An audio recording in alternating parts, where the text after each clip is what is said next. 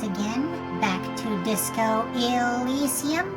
I am, of course, Wanda, owner and chief inventor and spokesmodel, thank you very much, of Wanda Funk Technologies, she, her.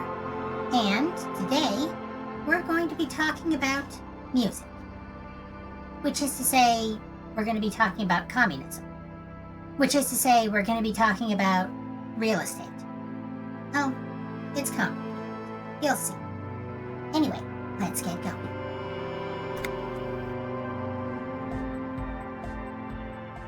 Alright. So Kim is waiting outside. For as much as we're bad with kids, he really doesn't like dealing with kids. Although, it's debatable whether or not these are kids. What's going on in this tent here? Canisters filled with what appears to be water. The label says, distilled.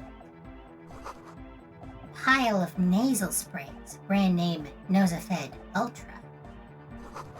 A speaker, the big kind they use for live music. Alright. We'll start with the ringleader, Andre. Hi, Andre. You see a youngish man bleaching the tips of his hair with a toothbrush. He puts the toothbrush down and extends his hand in greeting. I love that detail. Hello, I'm Andre. It's a pleasure to meet you. There is definitely something futuristic about his hair, aggressively so. You get the sense that this is what the future will look like. Imbecilic, yes, should the future ever come, it will look deeply imbecilic, like this guy.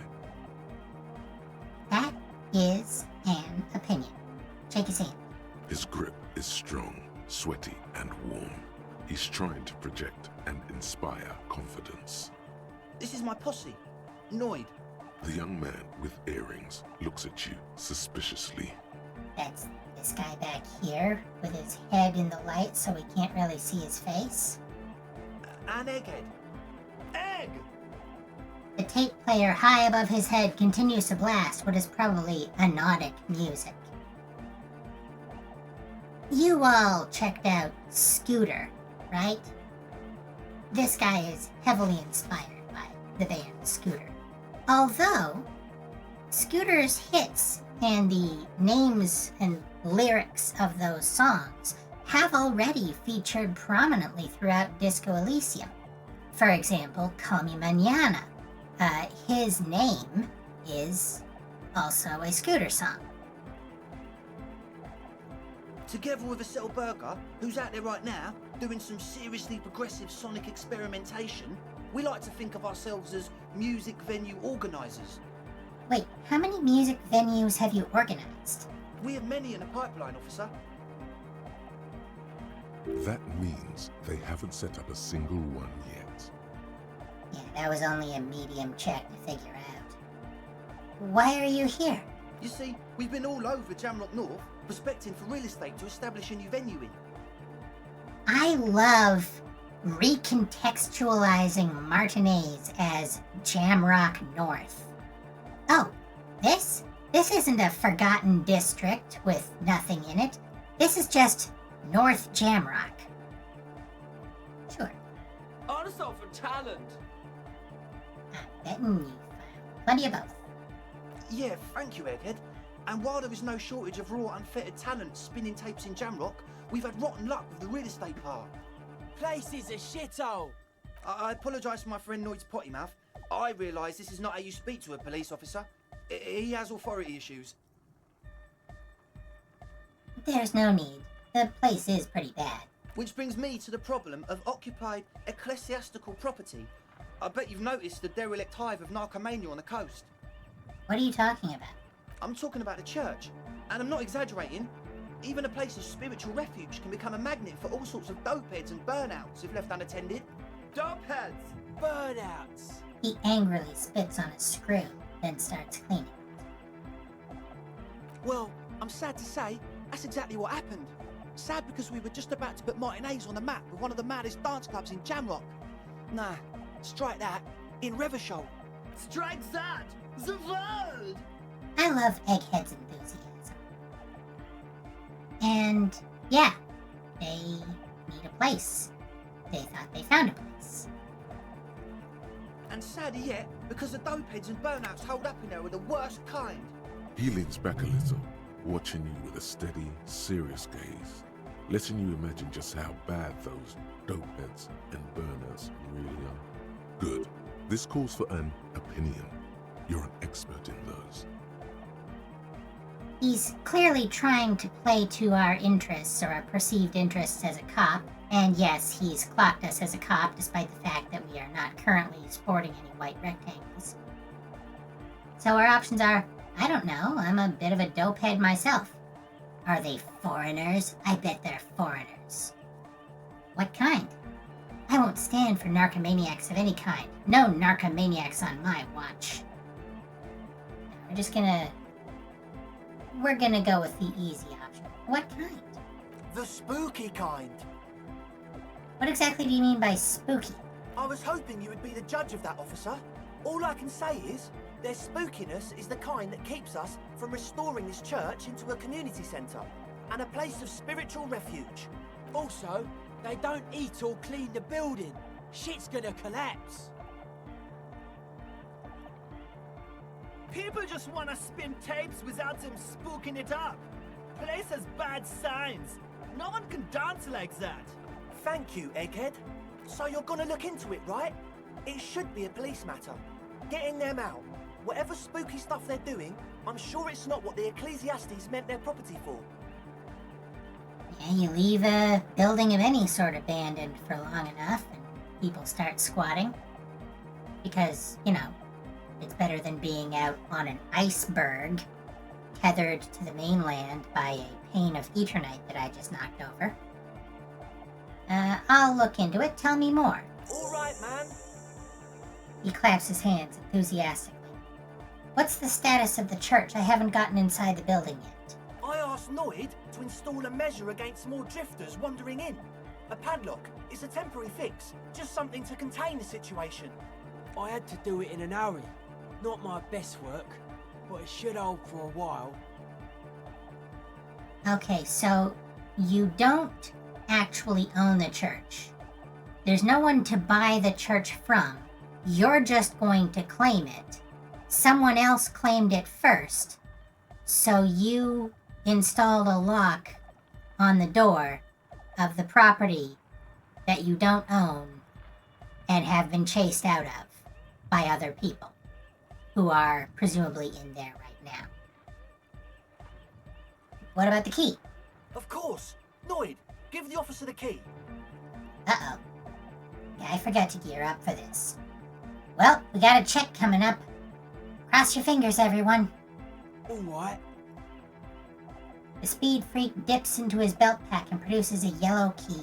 He then makes a sudden cool-infused move, tossing it in your general direction. So reaction speed, we're probably going to make this. Which is too bad, because honestly, this is a check I was going to try and fail if I had the opportunity. Alright, be the cool cop. Catch the key as it flies towards you.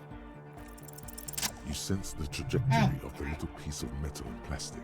The object makes a small ringing sound as it approaches. Just the tiniest chime to your left. Catch it. Ka-ching! The key hits your palm. The speed freaks nod to you approvingly. Bask in the glory. The young man with ribcage-shaped suspenders looks at you, standing there, with a goofy grin on your face. Feels nice. It would feel a whole lot less nice had you dropped them, or worse, got hit in the eye with them. Good thing that didn't happen. I will let you know that if we had failed that check, we would have indeed caught the keys in our eye, and then proceeded to have a complete meltdown and shake them down for even more money. But, we're currently sitting at 173 real and 90 cents.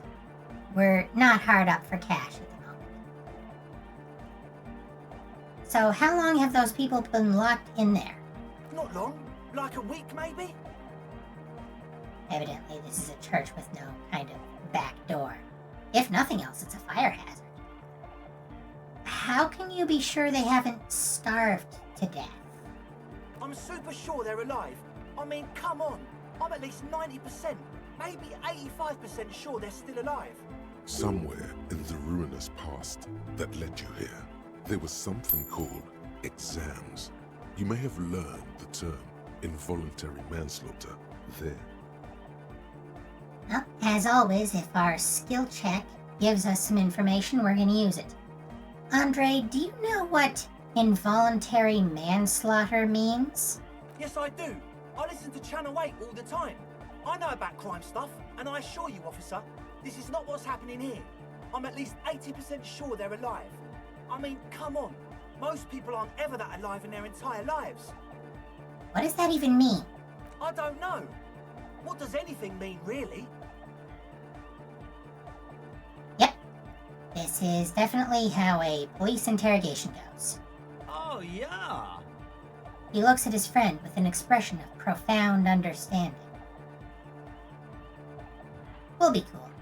Yeah, I catch your drift. I knew you'd get it. You're one smart cop. I get by. So, now where was I with that padlock? He nods attentively, ready to answer the questions of one smart cop. Right, other questions. Sure, man. Tell us what you want to know. Let's do it. Alright, who exactly are these people inside the church? Truth is, I don't really know. None of us do. I don't even know how many there are.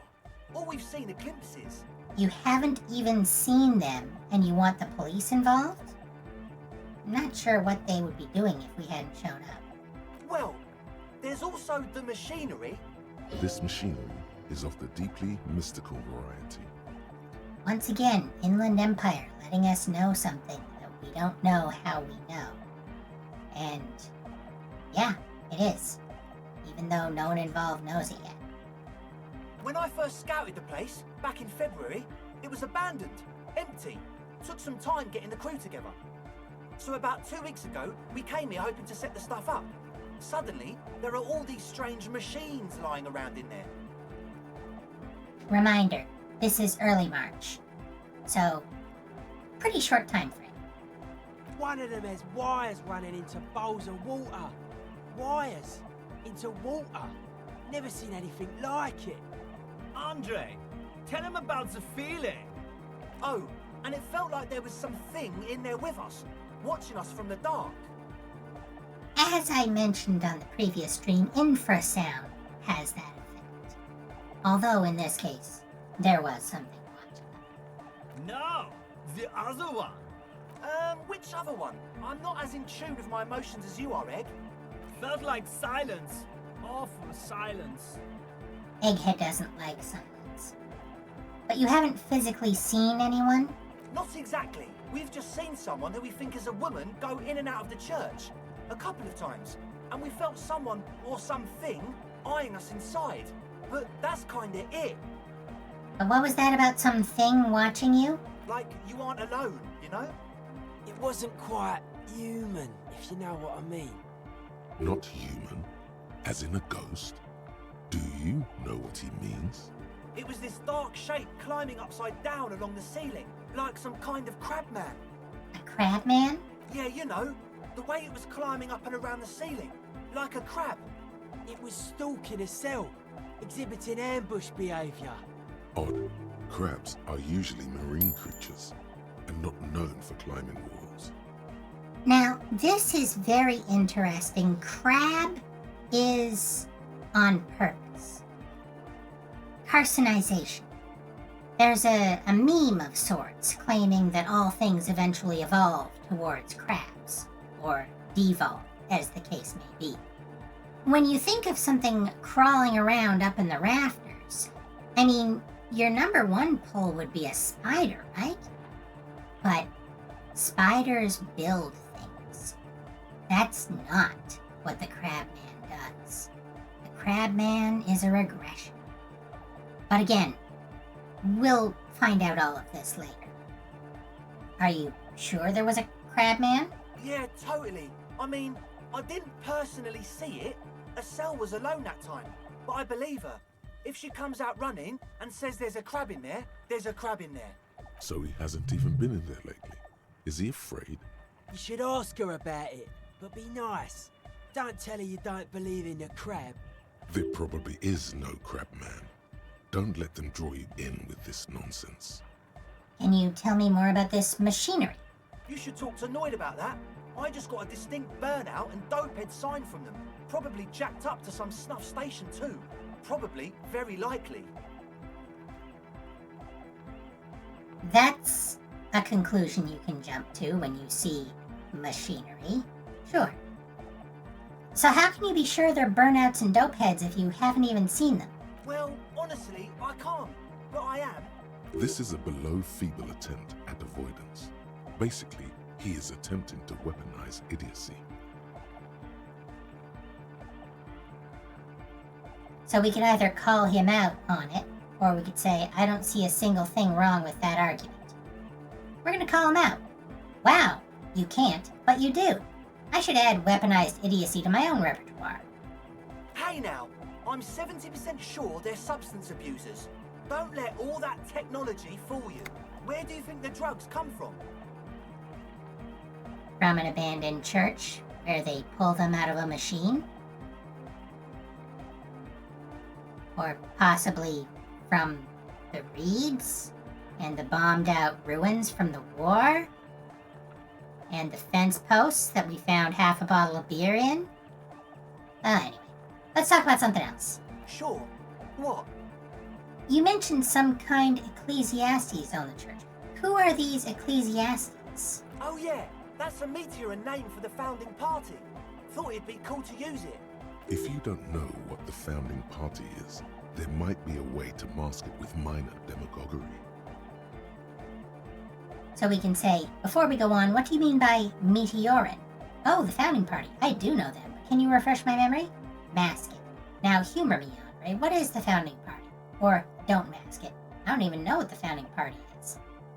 We know the founding party because we've already been through a lot of lore so far in this game. Are the group that anoint the innocences and then go on to rule the world, you know, on the innocences' behalf. Let's start with this. Before we go on, what do you mean by meteorin? You know, of Meteo. Concerning Meteo. Meteo? Meteo, a country on Muindi. On the Muindi Isla. One of the poorest of the first world nations today, but once a great ancient civilization. Capital Tilakos by percentage. So we're meant to think ancient Greek, obviously. Let's go with rhetoric's suggestion, mask it.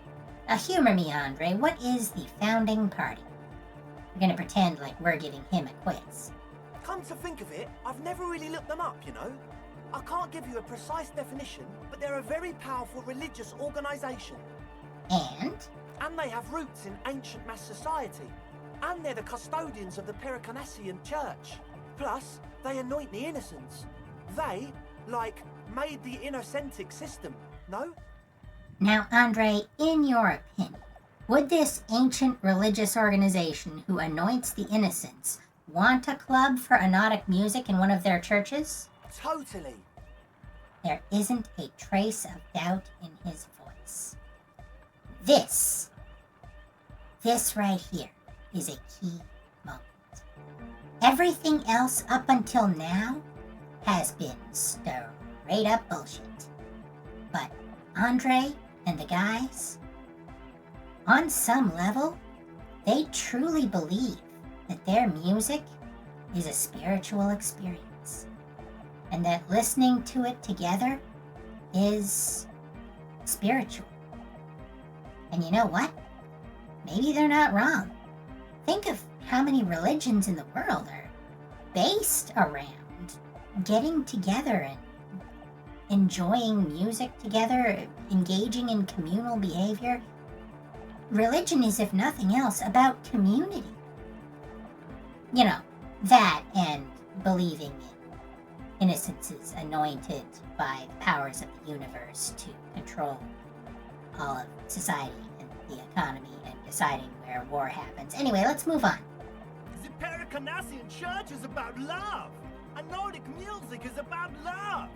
I got love for my Pericanassian posse. Love is the relay out of death. We dance. He violently shakes the tape player as if to see if he can break it. Love is hardcore! Amen, Egghead. Unity! Unity! Make some noise for my Insulindian posse! He turns the volume up, then looks at you with a knowing nod, as if it's obvious you will now break into dance. So our options are, I don't quite understand what you're talking about. What's a posse? I guess love can be pretty hardcore. I now understand it was lame of me to suggest otherwise. Anodic music is about love, and so is the Paracarnassian Church. No, this is too much. No sane organization would want this level of absurdity in their church.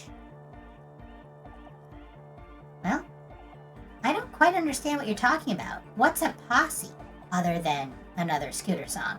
Your posse's like your people, man! Like you got your cup posse, you look out for each other and you party together! That's a posse! I'm sure the 41st Precinct does party together. And where is your posse, detective? Nothing comes to you. The world is silent. Oof. We do not have a high enough esprit de corps to connect to our own posse. It sounds like you're just saying random things. Love, posse, make noise. Are we? He looks at you mysteriously. Yeah! The one with the large head really enjoys it when his friend gets mysterious. I mean, again, to reference religion, isn't repeating names and ideas without context, without really a sentence even, isn't that a form of religious ritual? Just saying love, love, love over and over again. That's arguably chanting? I don't know. I'm not going to speculate. I guess love can be pretty hardcore. Oh yeah, it can! He's coming around. You're getting it. Absolutely. We're going to use an ableist slur to say that yes, anodic music is about love, and so is the Paracarnassian Church. Yeah! Yakokata! The place to be! Yekokata is not the place to be. Do it for the masses! Do it for the crew! His friend forms a fist with a screwdriver still in his hand, approvingly so. I didn't want to say it, but it was pretty lame of you to imply otherwise. Anyway, you got more questions? The one with the large head is still looking at you, nodding his head, waiting for your body to start moving. You feel like you could go for a little disco when, or if they get this club going. You've got it in you. We do indeed. Oh man, I hope we make that change. Spoiler. But, you know, the whole game is spoiled. Anyway, I wanted to ask you about this tent full of equipment. Yes. What? See, you brought your own water? Yeah. Good to have, bitch to carry. When I first scouted the place, I did some reconnaissance. I'm not sure the church even is running water. And it's distilled, too. Oh, He doesn't know what to say. it's the one they sell at the fuel station. It's like he's lying to you, my liege. But he's slippery enough that there's nothing for you to grab hold of. Hate to tell you, but it reeks of sweat in here. It does, doesn't it? Told you we have a smell problem. He picks up a piece of telephone cord and inspects it. Wait, I also smell ether. Why? Ether? I don't smell ether. Do you, Noid? No, It's mixed with a peculiar chemical scent, like laundry detergent. He sniffs the air, then shrugs. It doesn't take a forensic scientist to guess it's drug-related. They look and act like the kind of guys who've done their fair share. Unlike the girl outside, however, the boys' breathing is regular. Their jaws stay put and their pupils aren't dilated, so they're not under the influence, currently. At least, not under the influence of stimulants. That doesn't rule out hallucinogens, benzos, some depressants. How do you know all this? Because we are both an experienced cop and drug addict ourselves. The real question is, why did we just get 2 real in our pocket for knowing it? Anyway, what's with all the nose effect? The what now? He leans in to hear you better. Point at the bottles of nasal spray in the corner. The Nosafed Ultra. You have a lot of it lying around. Oh, the old Ultra. We, He's like an actor. Look into the souffleur for his line. I have a major sinus infection, stuffy nose. We all do. Shit's all blasted up. Winter, can't even breathe. You sound fine to me. Yes, that's all Nosefed's doing. Without the noser, I'd be drowning in shit right now. Nosefed is the shit. Good. Now, on to the next thing. Well, actually, no. Let's hit 'em up. Can I have some? I have some nose problems, too.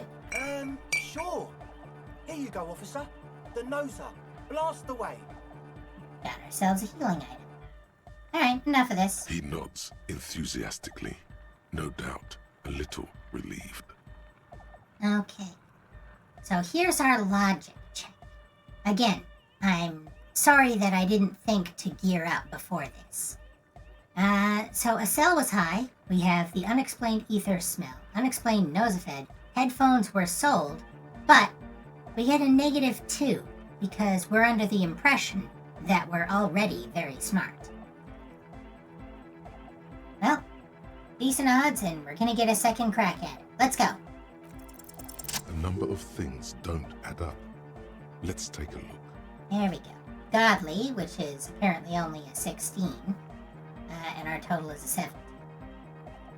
I mean, to be fair, to get a 16, if your stat was an average 4, you would need to roll boxcars. So, I mean, maybe Godly isn't. Let's take a look. How about gather around, kids? As you wish, Drama. Okay, kids, now gather around. The young speed freak puts down a busted capacitor and looks at you. The one with the large head seems very enthusiastic about whatever you have planned. Egghead is always enthusiastic. Their would-be leader is less amused. Sometime in the past, I'm not sure when and where, but betrayal was involved, I fell sick and became the shadow you see now. But before that, I have reason to believe I was a police detective. But you still are. I was good enough in this job to be awarded the rank of Lieutenant Yefrater. I could have been captain. Imagine that. What happened? So our options are disco happened. It smelled so impossibly sweet. Life tore me a new asshole. I did. I happened to myself, or I don't know. We don't need to tell these guys about our tragic backstory. Disco happened. I've been trying to say we need the next step in dance music to happen fast. Shut it. What? I have. I've said that. Now, obviously, that might as well have been 1,000 years ago. But there's still some detective left in me. The young speed freak is silent. This isn't the makings of a club. It's a tent full of laboratory equipment for manufacturing drugs. I have no idea how you arrived at that conclusion, but it's wrong. Look, we even have speakers. He points at the speaker. One speaker. They have one speaker. Where is his friend? Did he lose his friend? What do you mean, friend? The other speaker, you only have one. It's a one-speaker system. It's monodynamic. You wouldn't know the first thing about sound reproduction in anodic music. Other speaker. This may be the brain damage talking, but you've definitely never heard of monodynamic or one-speaker systems. You have no headphones. Wouldn't a cell need her headphones to spin tape? What do you know about spinning tape? Nothing. I know you pawned them, likely for lab equipment and drug ingredients. I'm sorry, but there is no lab equipment and no drug ingredients. That Nosefed is here for its active ingredient. He said it was for his nose. What more do you want? Likely pseudoephedrine, almost exactly the shape of ephedrine. Ephedrine makes you happy, and so does pseudoephedrine. You know, like Sudafed, which is known to be purchased for use in making methamphetamines. The distilled water, cornerstone of a clean lab. And of all cellular-based life, what's your point, Lawbringer? The ether in the air, a useful solvent, good for getting acting agent out of a solution. Make up your mind. First it's the sweat, then it's the ether. He smiles nervously. There's no need for me to pile on anymore, is there? No shit. He sounds tired. In short, you tried to use a police detective to set up a drug lab. That's... Come on, that's... Preposterous, against the law, punishable by summary execution. No, we're just gonna go middle of the road. That's against the law. I meant to say, not true.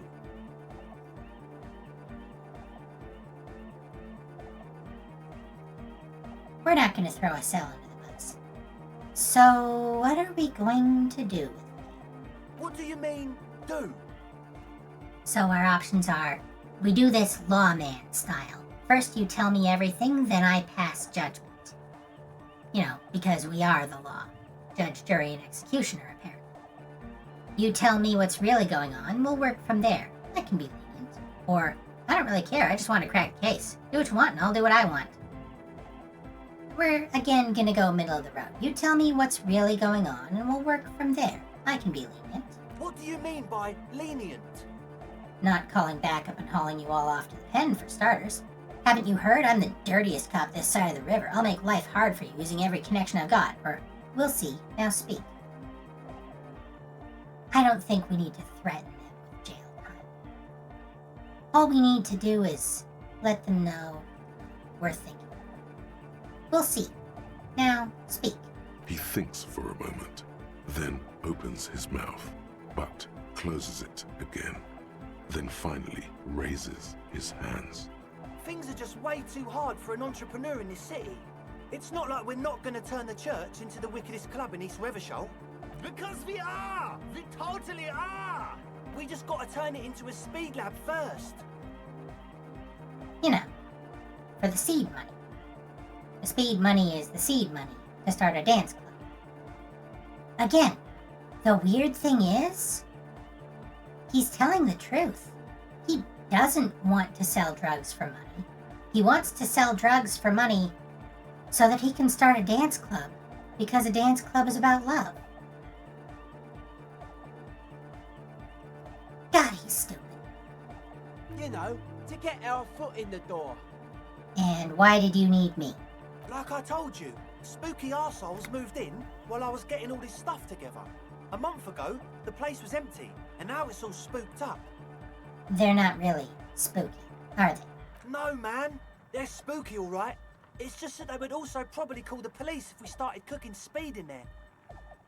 True, they probably would.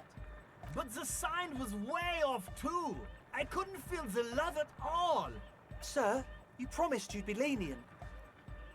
So we can ask for a bribe. Right now, with all of the money that our brain is inexplicably giving us, we have 185 real and 90 cents. I don't think we need it. Again, at this point in the game, there's almost nothing to spend it on. We can pack up and report to Precinct 41 to arrest them. Get lost, I don't want to see you again, evict them. Or, let's do this clean. No speed lab, just a club for nautic music. Proceed with the club. Wouldn't work without the lab. Do what you have to keep the club alive. Proceed with both. Or, I have to look into the spooker situation before I can decide what to do with you. Decide later. Like I said, spoilers, we're gonna dance later. And we're gonna dance it clean. Yeah! The young man's smile widens to inhuman proportions. His teeth beam in the floodlight. I knew it. The would-be leader drops his spiked head between his knees. It's impossible now. No, Andre, it's harder now. This hard cop has come to show us how much the fish is, and the fish is always so much more. We all know there was never going to be a club for nautic music with the Speed Lab. Now it has a fighting chance. That's a reference to yet another Scooter song. How much is the fish? What's that about a fish? There needs to be a club for nautic music in there. Needs to. Everyone hates each other. Everybody hates it here. It's all just drugs and we're slaves and I can't. We are running out of time. We need a win, Andre. I promise this will be a win. We won't cook speed in there. We'll do it clean. We'll do it true. We'll do it sober and real and beautiful. This will be a victory for the light. Hell yeah, egghead.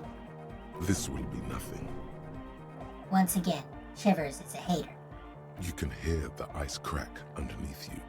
Outside, the last century waterfront development is crumbling in the wind, a grape-shot row of falling houses. And so is Rue de Saint-Jérôme and all the houses on Main Road. The old cinema is sinking underneath Villa La Bosse. Wait, does anyone feel that? What? Nothing. Let's call this incident crime prevention. But I have my eye on you. Okay, we'll try to do it without the drugs. He raises his head from between his knees. We'll do a straight club up in there, spinning the maddest reels, and nothing but. I swear to God. Okay, Egg?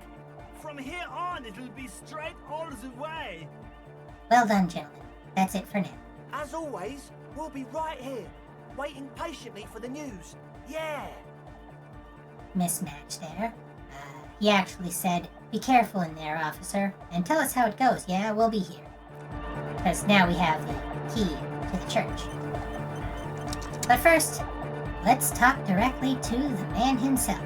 What's up, Egghead? A young man with peroxide blonde hair holds up a Harman Walshy tape player, nodding along to the music. He looks at you with a knowing smile and says, as though you're supposed to be sharing some tremendous evangelical secret, Hardcore! Now, this guy specifically is based on H.P. Baxter, the lead vocalist of Scooter.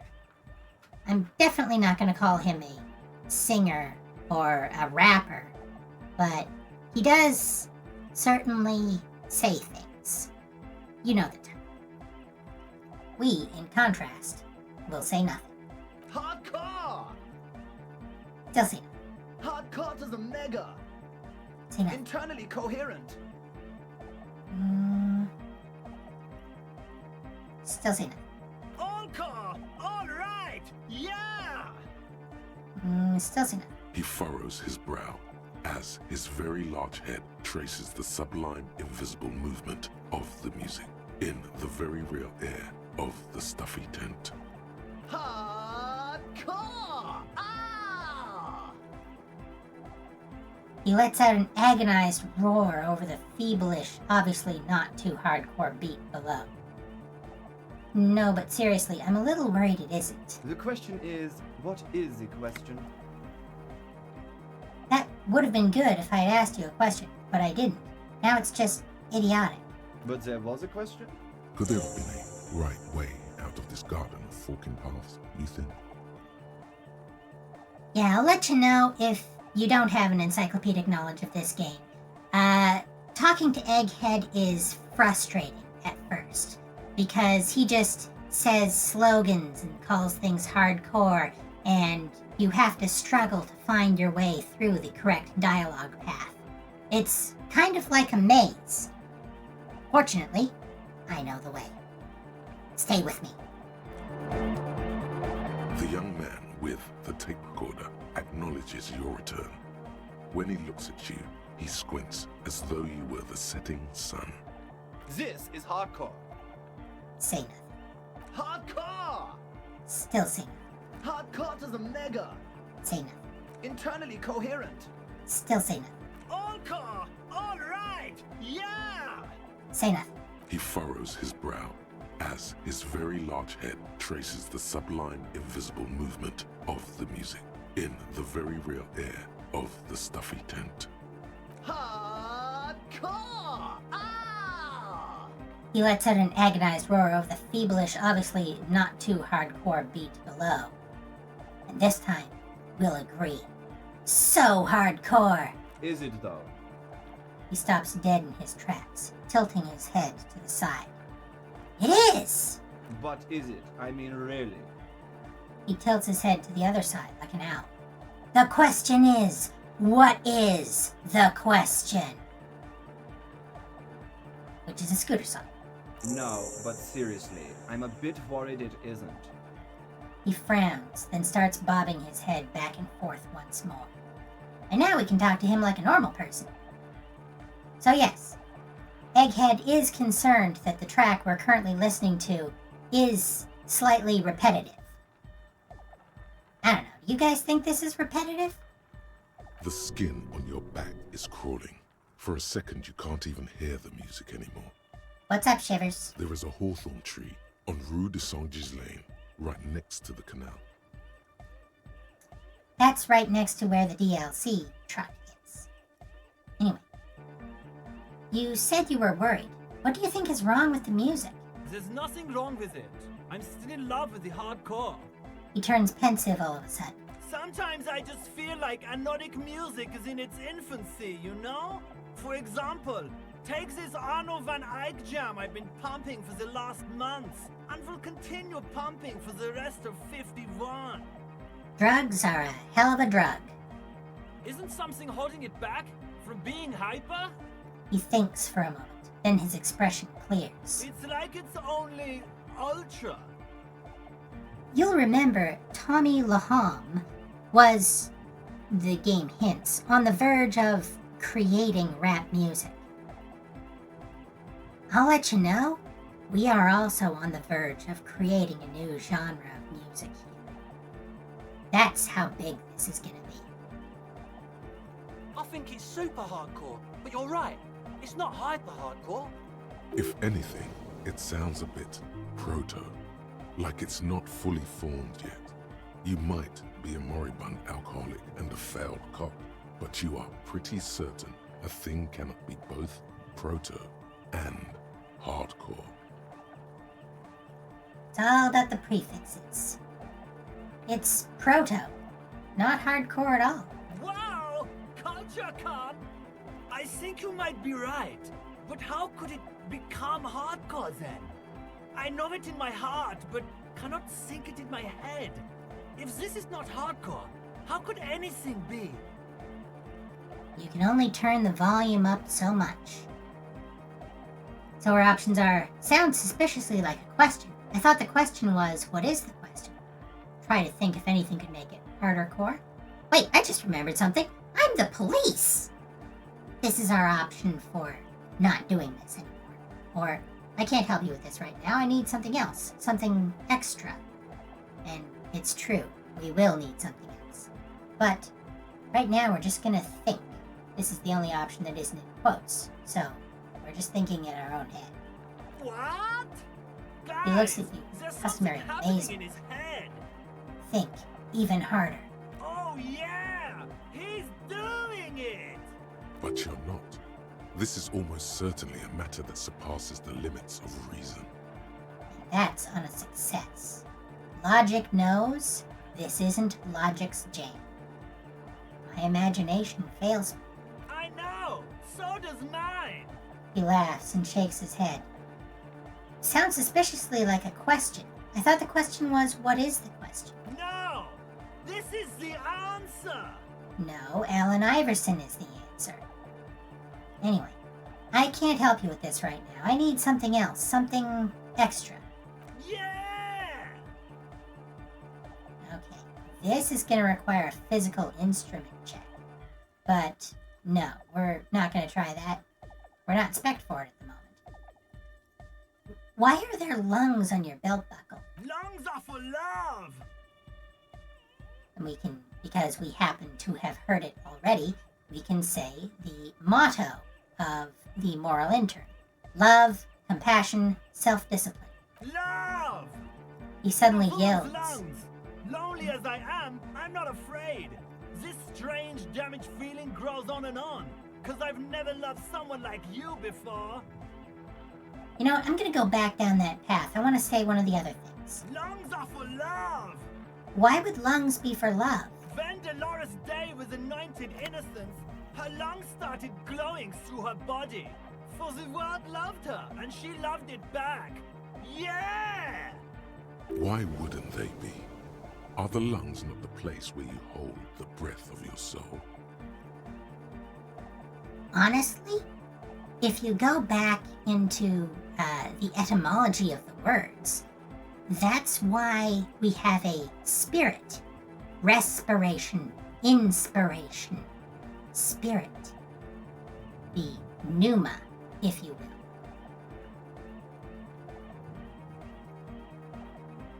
I think this is probably the communist option, and we're still going for communist, so I'm gonna say it. Bourgeois love from a bourgeois god queen towards a world getting rapidly more bourgeois. That's lungs for you. Objectively, it was good for its time, and they sort of screwed it up after she passed, like they always do. A religious figure whose teachings after they leave the world are corrupted? You don't say. Don't listen to that retrograde class warrior, Egg. Retrograde? Excuse me. I'll have you know, I'm a full-on commie. Anyway, are you a thought reader? No nation, but transnation. No war, but class war.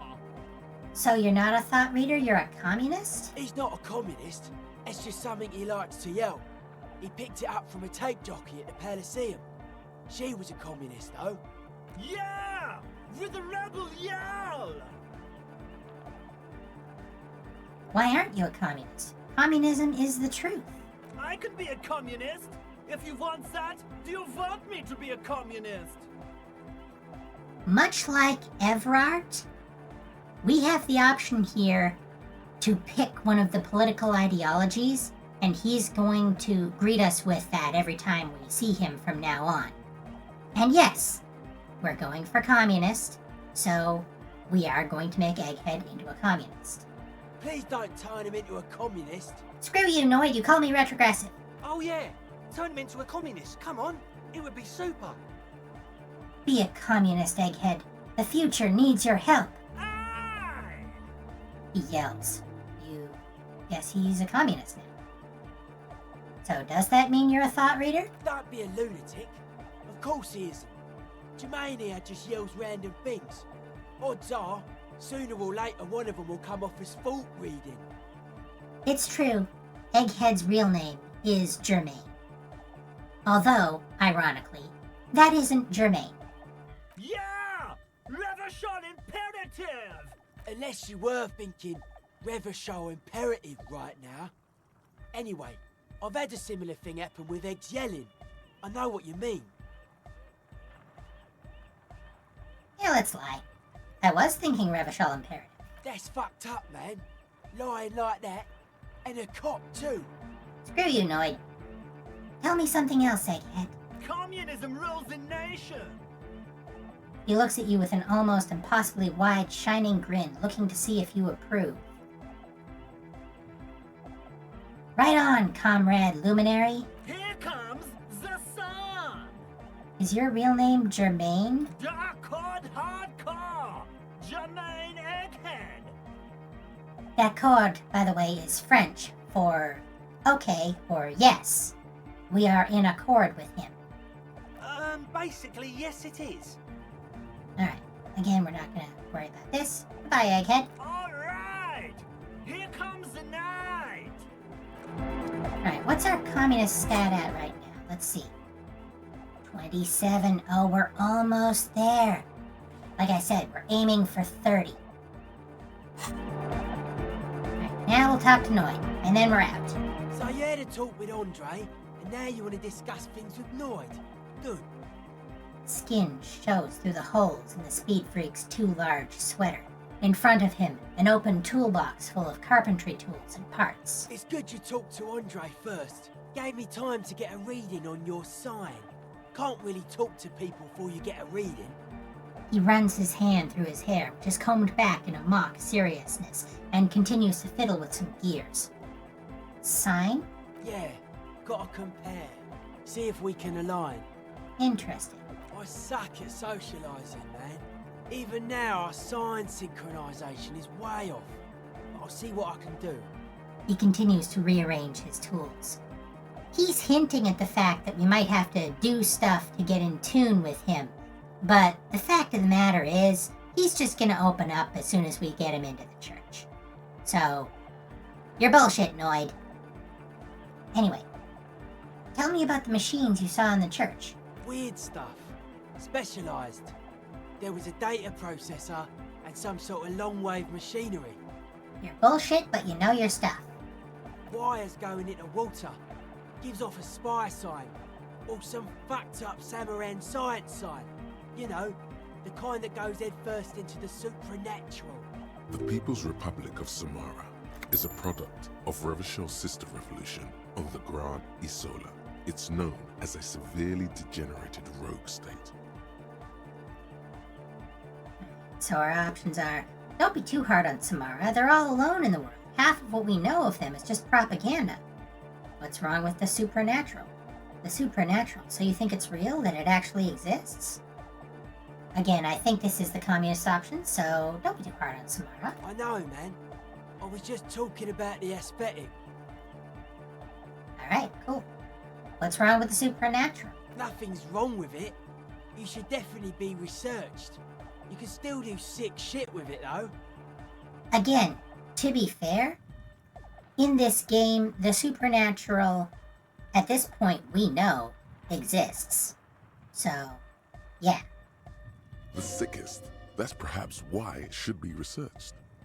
The supernatural. So you think it's real? It actually exists? Most of it doesn't exist. But there's also stuff that isn't allowed to exist. Because the moralists think it's too dangerous for the plebs. I mean, if you assume that people can use psychic powers as weapons, and that anyone with the right knowledge and the right discipline would be able to develop psychic powers, that is something that any government would need to keep a lid on. Psionic powers, pale-related diseases, pretenders pretending to be human, folk rights, that kind of stuff. Sort of similar to Plaisance and her superstition. Just different coat of paint. Why are you called Noid? The hardcore aesthetic is esoteric. It's not meant to be discussed with the law at this moment. In other words, he'll tell us once our signs are aligned, which is to say, once we get him in the church. It's not easy to reach a harmonic resonance of signs without some adjustment. Does this mean we need sign matching? Yes, further sign matching would do good for us. One way to achieve this would be by getting us into the church. It is in fact the only one. Okay, maybe I'll come back later. Later, boys. Alright. At this point, it is 9:33 p.m. in the game. Well, let's head on into that church. I want to check it out while we've still got time.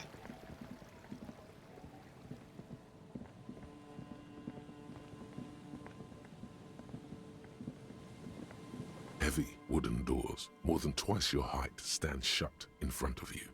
The rectangular sea-worn ornamentation appears in stark contrast to the padlock, carelessly drilled into the wood. Alright, we're going to check things out first. Inspect the carpentry.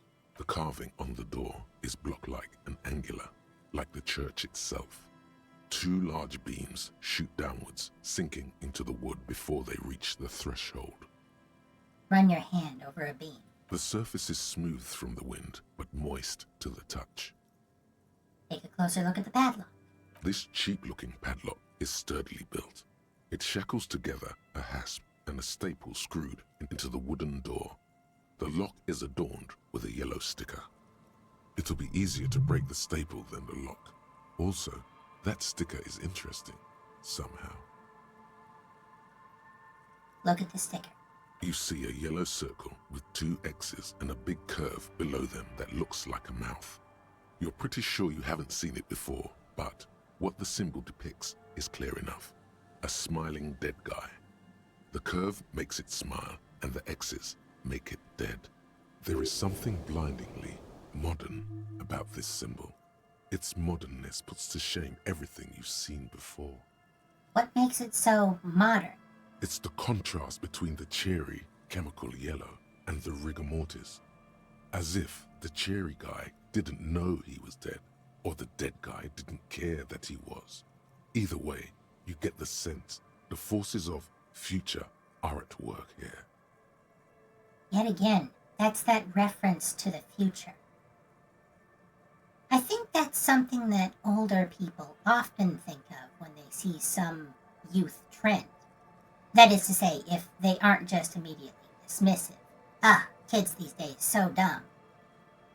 But perhaps going too far in the other direction and accepting that some trend that a 19-year-old is into is the way of the future is also, a little too quick to judgment. Hey, Kim, have you seen this symbol before? He takes off his glasses and uses a blue handkerchief to thoroughly wipe them clean before inspecting the sticker. Then he looks up, pauses, and replies. No. What does it look like to you? Looks like a dead man smiling. Suggests junior delinquency. Okay, what is junior delinquency? For Revachol aussi, the moral intern defined junior delinquents as minors between the ages of 10 and 16 who have committed an act in violation of the law. These acts aren't called crimes as they would be for adults. Crimes committed by minors are called delinquent acts. This was part of your officer's exams. He puts the handkerchief in his coat pocket. Presumably anything anyone 9 or younger does is an accident. Legally speaking. What is suggestive of junior delinquency here? I haven't seen that sticker before, and I'm not a youth. I agree, it's very modern.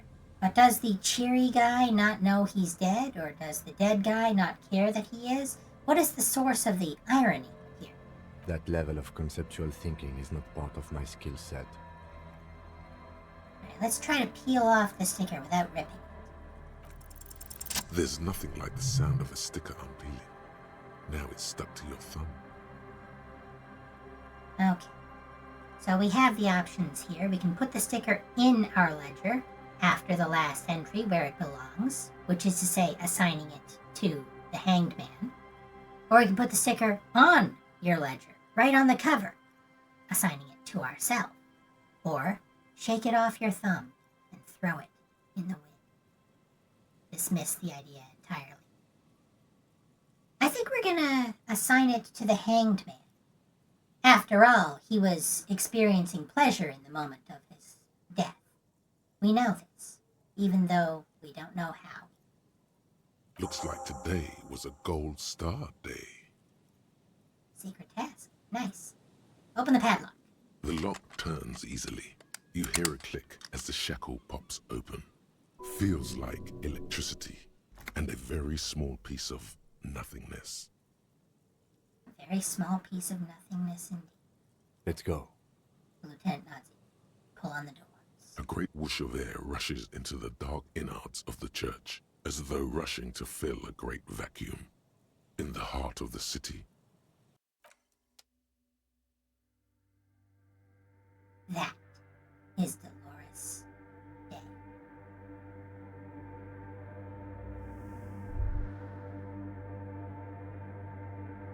And this is us. A strange stillness fills you as you look ahead. You should walk here, not run.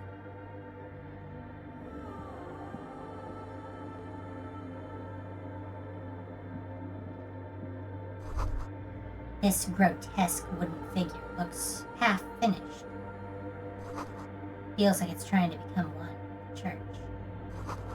This figure was added later. It's not a part of the original church. Someone is carving the pillars to look like people.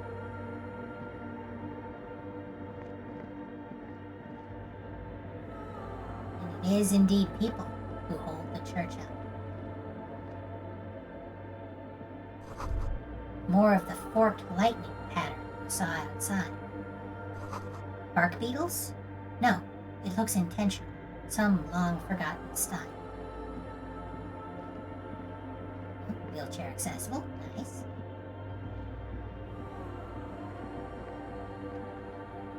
The blackboard is filled with complex equations. They look recent. Something to do with radio frequencies? Cold wind blows in from the broken gallery, makes your skin. 2 decks of reel-to-reel tapes spinning on it. A portable Harman Waushi tape recorder. Is it possible it's recording something? You know what? Let's gear up real quick. Don't mind me as I get changed here in the middle of the church. Let's see what we want.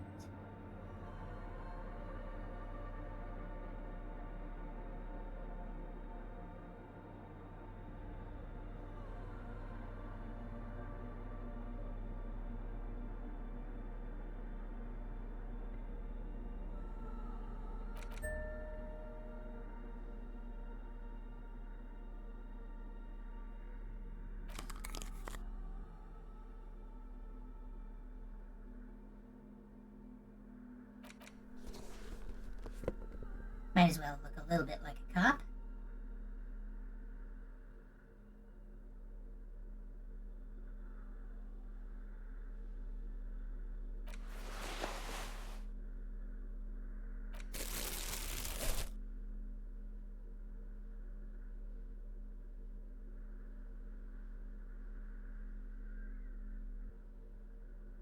Oh yeah, we gotta get some pants on. Let's see.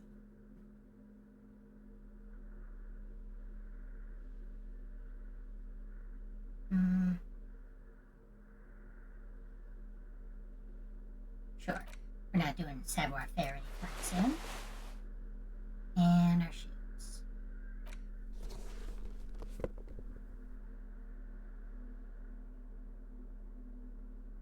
Yeah, we're good. How are we doing on skill points? We're sitting on 6 right now. Nice. See, do we want to spend some of these? You know what? I think we do. And we'll spend them where they will pay us back.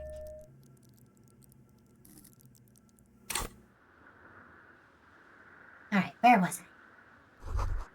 Someone's siphoning electrical current from outside into this antenna. The antenna, Ream Esker A1, is buzzing with energy. Alright, before we mess with any of this, what's up with this stained glass?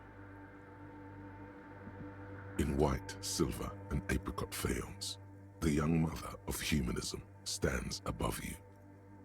A crack runs across her body. She is impossibly tall, oval-faced and sad, a dark and radiant majesty. You can possibly see why Harry has conflated this religious figure with his ex-wife. She is beauty, and she is gone. This is her innocence, Dolores Day. Cradled in her arms are a pair of glowing lungs, clearly visible from underneath her flowing dress. You should kneel. Your knees touch the floor. The floorboards are hard and cold. There you kneel among the snowdrifts, diffuse light falling on your hands from beyond the glass. Close your eyes first. The world is silent, but for the creaks and cracks of the massive wooden structure behind you, it covers you from the wind outside. The ocean feels distant, its ebb and flow blocked off by the centuries-old pinewood sarcophagus around you. Cold air seeps in through the crack in the glass, cooling the sweat on your forehead, makes you shudder. That's not the first time we've had reference to a sarcophagus, is it? There is something contained here. In the darkness, you sense her eyes on you, inspecting you with their multicolored glass, as if you're a bug under a microscope. Open your eyes. The woman looks down at you kneeling. She towers among her followers, architects, laymen, courtiers. There is a sad smile on her lips and a glint in her green-blue eye of what? Compassion? Remorse? She acknowledges the passing of someone who is still alive. So we can say it's compassion, it's remorse, it's mourning, or it's not possible to live. I choose to believe it's compassion. As that soft word passes through your mind, the lieutenant draws an X-shaped cross from shoulder to shoulder. Do the same as you get up. Your fingertips touch your chest 4 times. Then you rise from your knees into the apricot-colored light of the window. Above you, the woman still smiles her distant smile, sundered by the crack in the glass. This is Dolores Day. The old woman in the village was right. This must be the Dolorian Church of Humanity in Martinaise, or the small Pinewood Church in some records. You knew of this place? It's a minor landmark, not easy to find. Most maps misplace it. It was built not long after Revachol's founding, 300 or so years ago, by first-generation settlers. On the coast of an uninhabited archipelago where only animals had roamed before, in the wild reeds. What else do you know? There used to be 7 stave churches on the coast. Les Sept Sœurs, they call them, the 7 sisters. Only one remains. The rest were burnt in the revolution or used for building materials. Communists tend not to like churches. We should be respectful here, although the building appears to be deserted. I do not believe we'll find anything connected to the lynching here. Something else, perhaps? He looks at the machinery lying around. Respectful? Is the lieutenant a follower of DeLoreanism? Kim, are you a follower of DeLoreanism? Yes, we all are. Her name, body, and rule are synonymous with humanism. The laws we enforce are DeLorean in origin. The woman looks by in silence, smiling enigmatically. I didn't think you were spiritual. It's not spiritual, it's constitutional. The DeLorean system does not demand faith, only accordance. I don't care if you believe in me. Do what I say. In other words. How did I know that this is the mother of humanism? Despite the damage you've done to yourself, the title appears lodged in your hippocampus. This is Her Innocence Dolores Day, the innocence of humanism, internationalism, and the welfare state. Perhaps the most famous human being ever to have lived. No amount of Commodore Red can wipe her sad smile from your brain thing. It has survived the deluge and haunts you still, and will haunt you forever, as it haunts all men. Wait, what exactly is an innocence? I've read a book, but it was all fuzzy. The highest category of historic individual, an embodiment of the world spirit. A ruler? More, an innocence is elected to office by the founding party, a precedent that has taken place a mere 6 times in the entirety of history. The legal system of the Real Belt is built to accommodate inauthentic rule should it coincide with our time. An innocence is infallible. The decisions made by one are not decisions. They are inevitabilities. What would have happened anyway? Only accelerated, packed into decades instead of centuries. An innocence is a continuous, compressed event, a sacred human being. It is an honor and a glory to live when one is in office. Is one in office now? No, we are alone. Okay, when did she rule? 300 years ago, in the wake of the discovery of this Isola, the Insulindian, by explorers from the continent of Muindi. She is, among other things, the innocence of inter-isolary travel and the connected world. What else do I know about her? Many things. You know she was a woman of the court, the wife of an influential Martinaise, and eventually the principal advisor to Irene la Navigateur, Queen of Suresnes, modern-day Sœur la Clé. Also that she was gorgeous beyond beauty. I will remind you, Suresnes is the in-universe equivalent of France. Draped in ancient sadness. Are you sure you want to remember this bit of historic trivia? Standing under a long, slender form like this, dwarfed? Where's this coming from? The past. It's a silo of sadness, fermenting. You should keep away. Inland Empire has been consistently trying to keep us away from Dolores Day and, by extension, our ex-wife. No, you must know. What else? Was she smart? Terribly. Women of the court were expected to play both contract bridge and chess sufficiently well to prove an interesting challenge to a man. A simple grasp in matters of philosophy, theology, and science was encouraged. She was, by all means, a kept woman. She made the most of her position in the antediluvian court, a court visited by the most prominent thinkers and artists of the day. In secret, she was becoming the era's preeminent philosopher of the state, a scalpel, a piercing gaze. She was an almost preternaturally magnetic and intelligent individual. To her contemporaries, she appeared out of time, a messenger from the future of the species. We all fell in love with her, head over heels. Even before she was declared an innocence, her influence was tremendous. How come? It was on her advice that Irene Le Navigateur sponsored a number of voyages into the Pale, a costly, often tragic endeavor, ultimately vindicated by the discovery of the new world, the piece of reality you're standing on.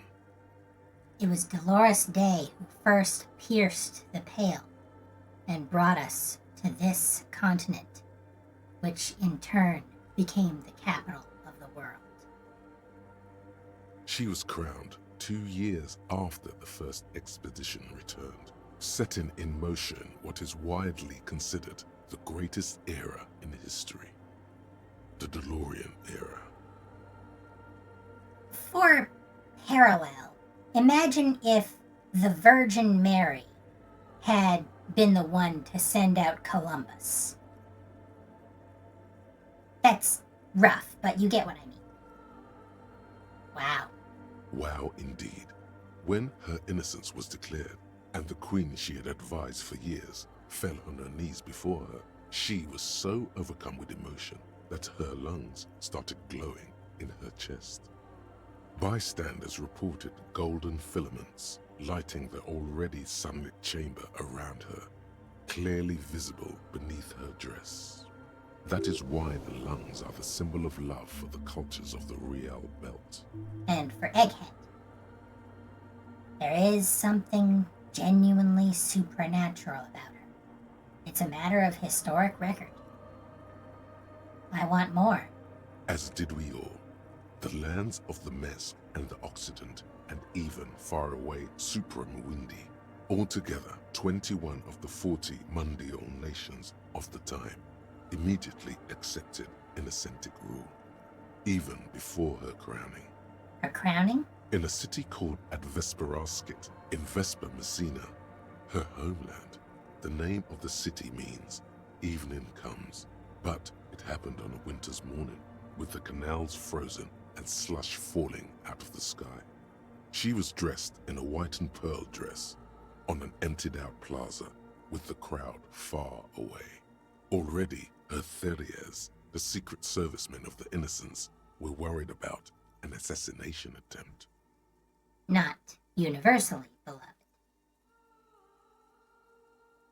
She must have been beautiful. Oh yes, she looked like humanity's young mother, a perfect mother, insultingly beautiful. It was as if her face and shoulders and hands were covered in a soft down of underfeathers. You know this well, very well.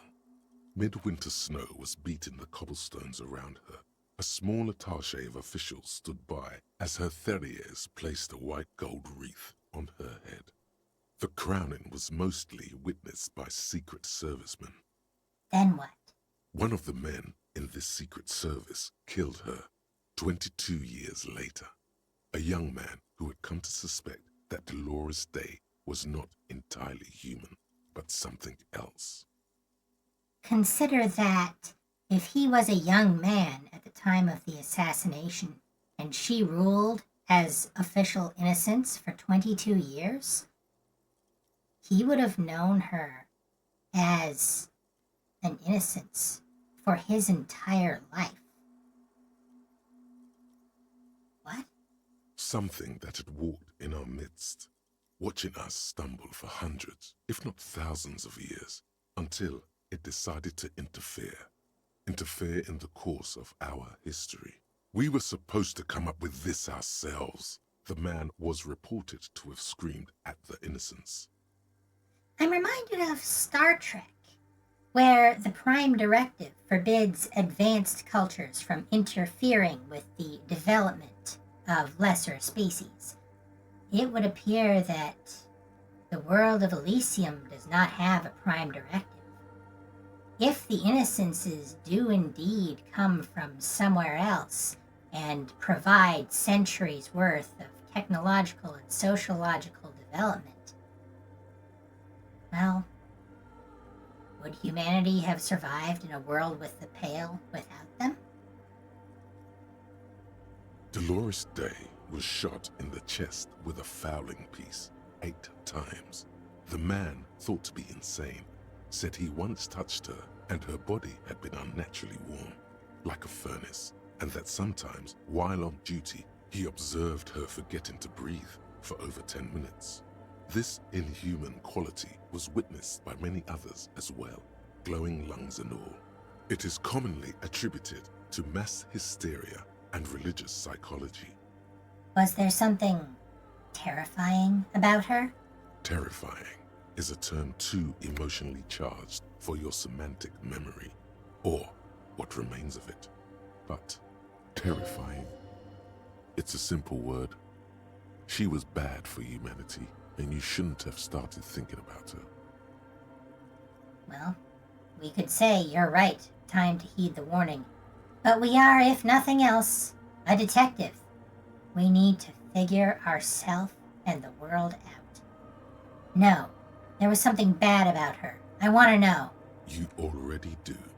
Although she is often considered to be the greatest human being to ever live, there was something ominous about Dolores Day, constantly surrounded by her terriers. She was the most socially secluded and least self-aware of all the Innocences. Some modern thinkers would consider her a war criminal for the campaigns she waged against the Mesk state. And then there were the resettlement programs.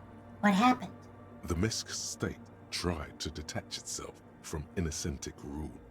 Parts of the world were experiencing whiplash from accelerating into secularism. Her mandatory education programs and mass resettlement of upstream Marguerite were problematic as well. Dissenters were suppressed by a military force she called the Army of Humanity. And you will note, if the Army of Humanity represents humanity, who or what are they fighting against? What have they decided those people are? Suggesting those who fight against it are not part of humanity. Right, as I said. Thank you, Rhetoric. She adored chess, yes, but also military war games. Dolores Day often holds a tiny tin soldier between her index finger and thumb in icons such as this. She was also blonde, the blondest woman you have ever seen, with green eyes the color of the Pacific, mare interregnum. Little is known of her Marchese husband.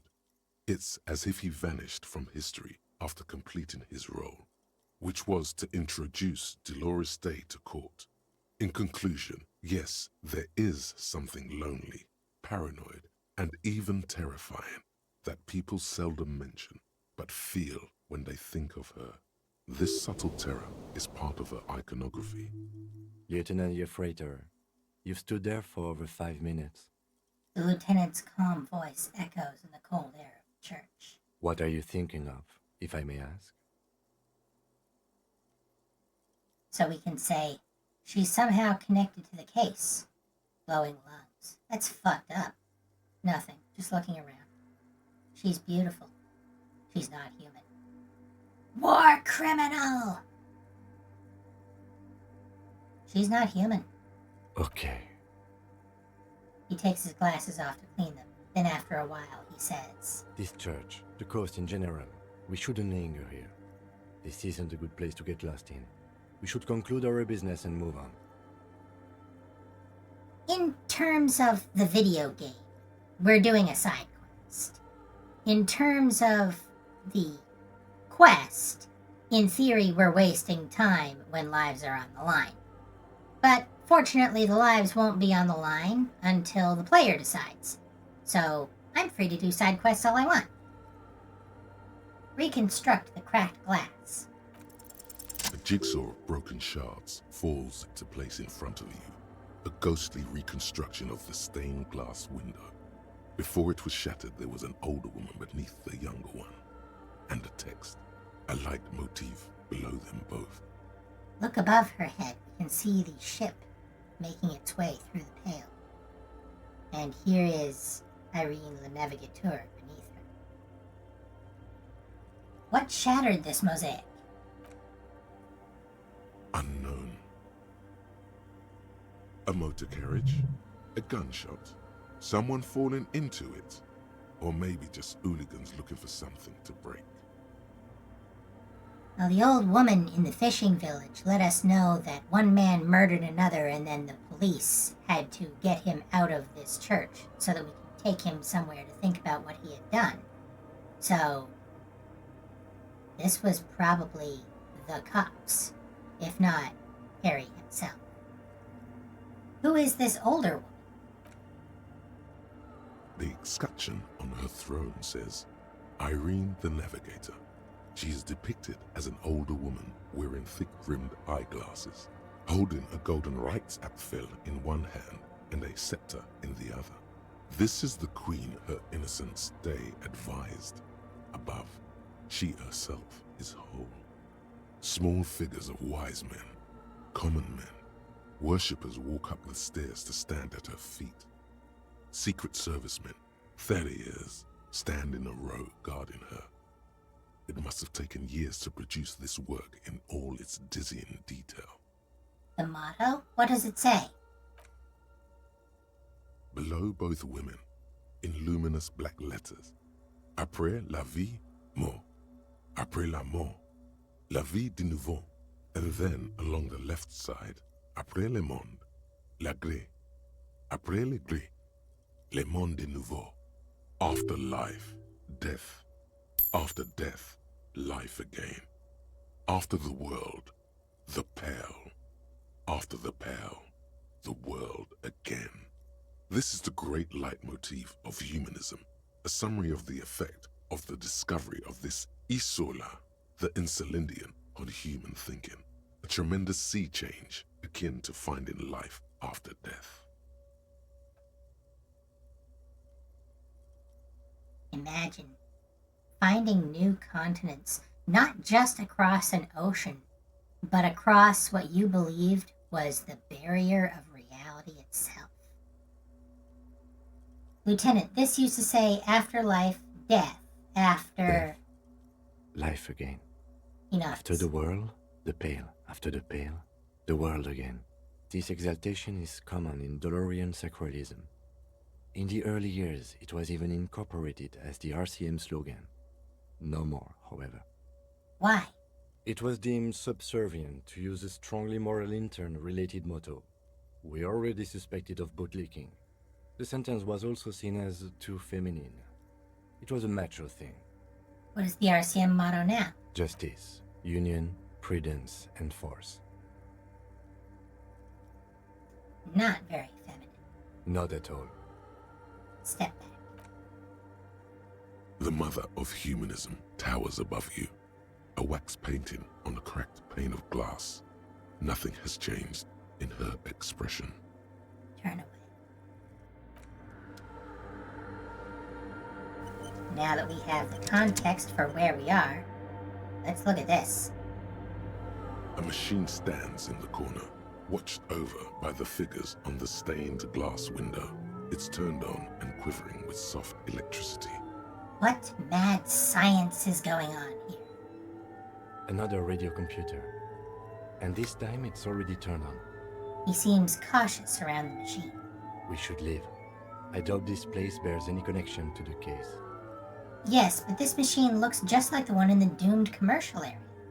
It's also quite similar to the one we have down at the station. Must be the same model. He inspects the machine's framework, careful not to touch anything. The one you saw earlier was the Ream Civic. This is the Ream Prefect, a model number RC7024, equipped with a Fell mainframe and a Ream-compatible interim printer. The Ream Prefect is the governmental version of the commonly used Ream Civic model. Although mostly based on the same technology, the Ream Prefect is equipped with better noise attenuation circuits. Wait, let me just investigate. You see fluorescent play and print buttons on the keyboard. A hatch connected to the central compartment is wide open. The lieutenant says nothing. You see the machine's glowing frame reflected back from his diamond-shaped glasses. You're free to proceed. Look inside the compartment. Behind the hatch sits a cube-like crisscross of filaments, smoldering in the dark like fireflies. Silver tape on the side says, in black marker, log, February to March. So unlike the previous radio computer we found, this one already has a filament memory in it. Another filament memory. Press play to talk with the repeater. Press play. The speaker comes to life. Static seeps through the machine's planar magnetic driver. An old lady greets you. Her voice sounds 100 years old. Good evening. Votre accident on Saint-Brun. This is the East Insulindian Repeater Station 1. Please repeat. Is this the personal log? That's Yvonne again. It's the same old woman you spoke with through the radio computer in the doomed commercial area. Yvonne, it's me again. How are you? Good, thank you. Please repeat. Is this the personal log? I looked inside the core, but the tape on the filament just said log, Feb Mar. Good. Please repeat the password. Let's look around. There's no use trying to guess the answer. I don't know the password. Received. I will register this login attempt. Fortress accident. Is there anything else I can do for you today?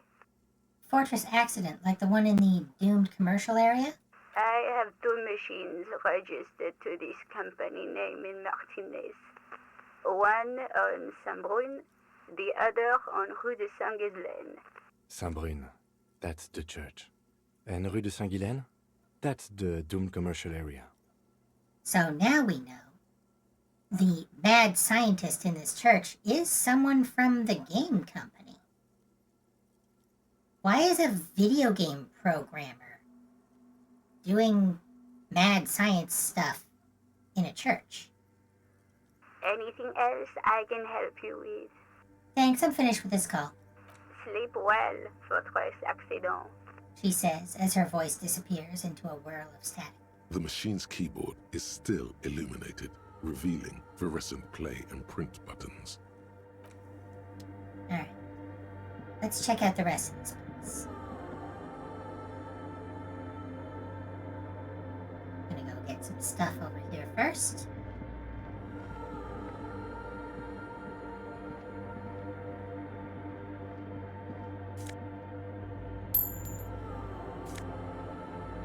Mesk Bangers Red Bros.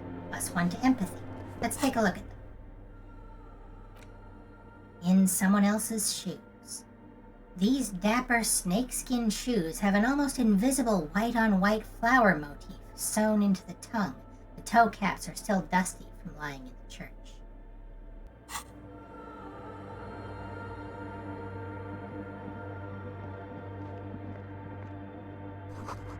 A spider has spun its web around this wood-carved pillar.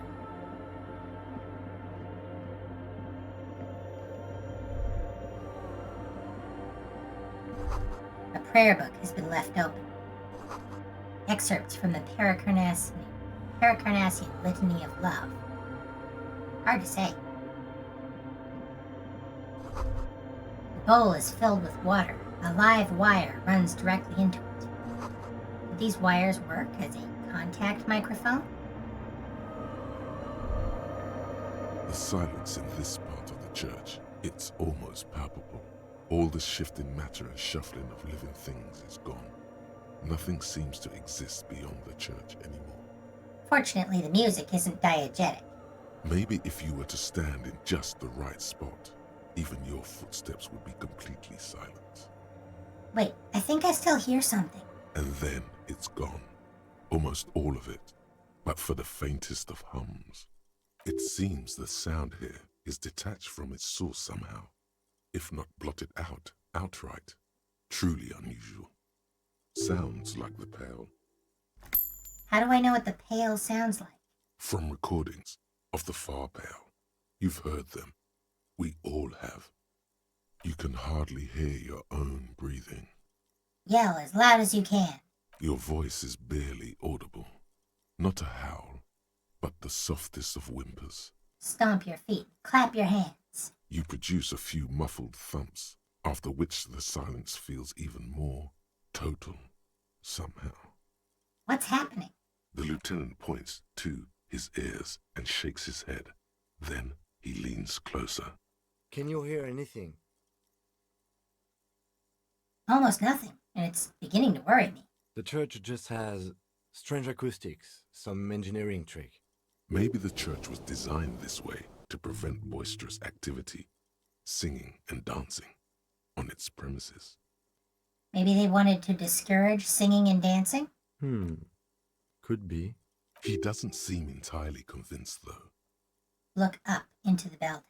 The orderly rows of ceiling panels become barely visible, then disappear completely in the darkness of the tower overhead.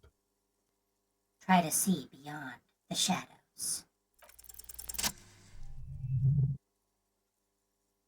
What is up there?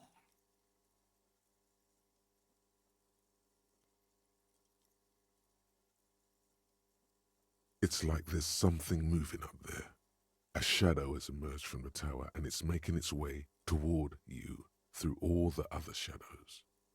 On the ceiling? Yes, the darkness makes the ceiling feel infinitely far away. Follow the shadow's movements. It's not a shadow anymore, becoming more substantial as it gets closer. The shape of an animal descends. Officer, is there something up there? The lieutenant follows your gaze, attempting to see whatever it is that you are seeing. Oh no, you've lost sight of it. Where did it go? Blink.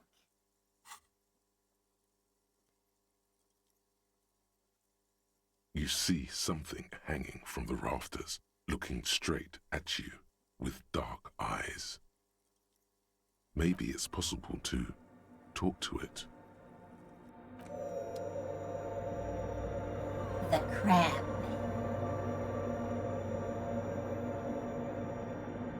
The shadow is a man made of the same stuff as the carpentry of the building.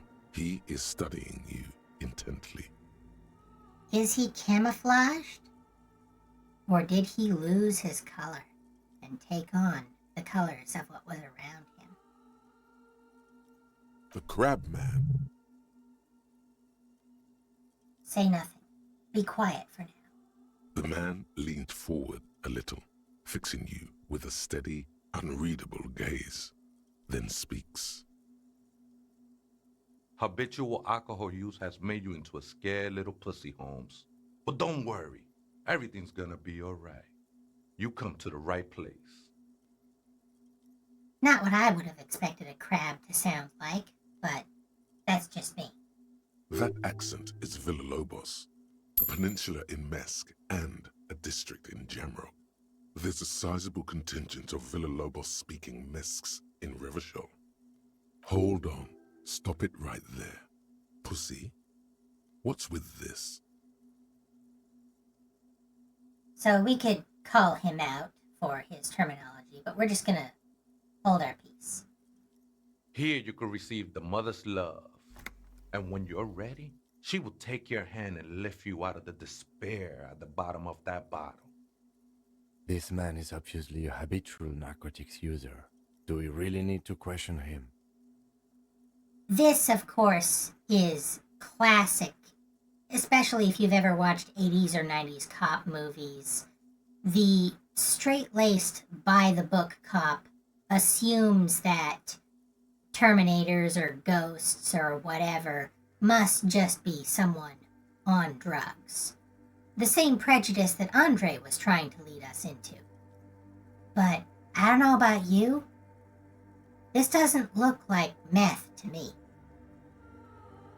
I don't know, maybe I haven't done enough meth. Hey, and what was that about, the bottle again? You haven't even drank that much lately. Lay off it already. Shish. I'm a policeman. I need to talk to you about police things. I don't know anything about alcohol use. Oh, yeah, sure.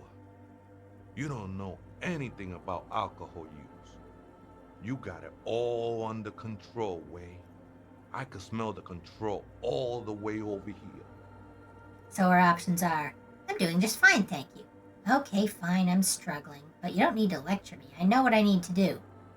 You don't know me. You don't know what it's like. There's something white pursuing me, white and very sad. This conversation is making me uncomfortable. Let's talk about something else. Let's just say, I'm doing just fine, thank you. After all, we've got over 200 real at this point. Yeah, we're doing pretty well. I know it's hard to admit that you got a problem. I was like you once. Couldn't take an honest look into my own heart and see I was in pain. You know, actually, since we're here, you may want to pay attention to what the ceiling climber is saying. So our options are, for some reason, I feel like you may have a point there. Adjust your tie. Who do you think you are? Some crazy guy under the roof? What is this shit? You know, alcohol is central to my identity. If I wouldn't drink, I just wouldn't be me. This is stupid. I don't even know what this is. That's all well and good, but we need to talk about the unlicensed occupation of ecclesiastic property. Well, let's just be businessly about it. The only thing we need to talk about is how the mother can really help you, Holmes. His voice echoes in the cold air of the church. This is the Church of the Mother of Silence. You are welcome here. He sways gently on the beams, waiting for you to take it all in. You have no idea what the fuck he's talking about. Is he just trying to throw you off your game? Whatever it is, he's quite confident about it. Just look how gracefully he sways. 'Tis not an act, my liege, saving perchance he hath deceived his very self. This man is a zealot. You must be the Crab Man. Never known myself to be a crab, but if that's the name you got for me, I won't stop you from using it. To be fair, it's really more like a spider. I always thought of myself more like a flame, flickering along the rafters and beams. It may be that I gotta work on my technique. Fire. Even older than Crab. And even more explosive de-evolution. That's not the only technique he's working on. Look at those carved sculptures. And is that a satchel of tools over there? Wait, did you also carve all those sculptures? Sure am. Whittling wood used to be something I just did to busy my hands. Now I use those same hands in service of something greater than my own restlessness. All right, let's consider the context and meaning here. So our options are, I see what you've done there. It's as if these figures are trying to become one with the church, or perhaps with the mother herself. You got some nice curves going on there. These seem a tad derivative. Honestly, I don't get it. All these figures look half-finished.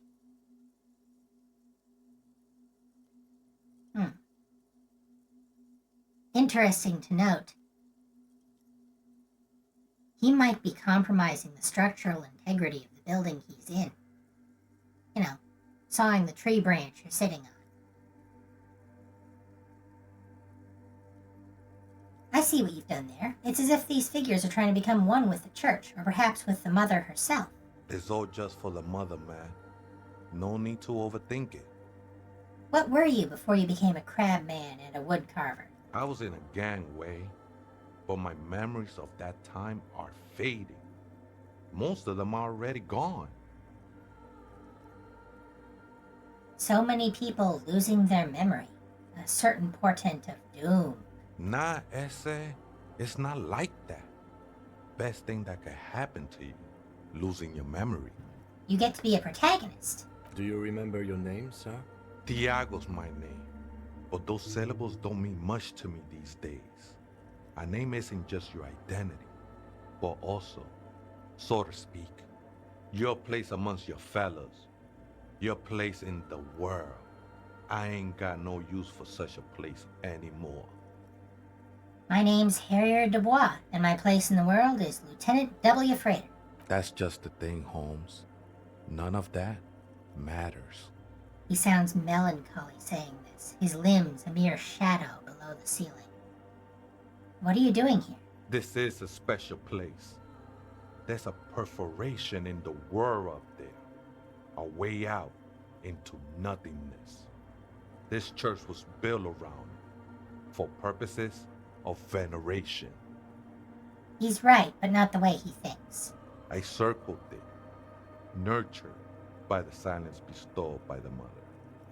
One of these days, I'll be pure enough to go drink from it directly. This mother of silence, you mean her? Point to the window, to Dolores Day. No. There's a new god in town, and she can be painted or sculpted because she has no limb or even a face. She is the end. She is a cavity in the dark beyond sense. She saved me, but I couldn't describe her to you. No one can, Holmes, and no one ever will.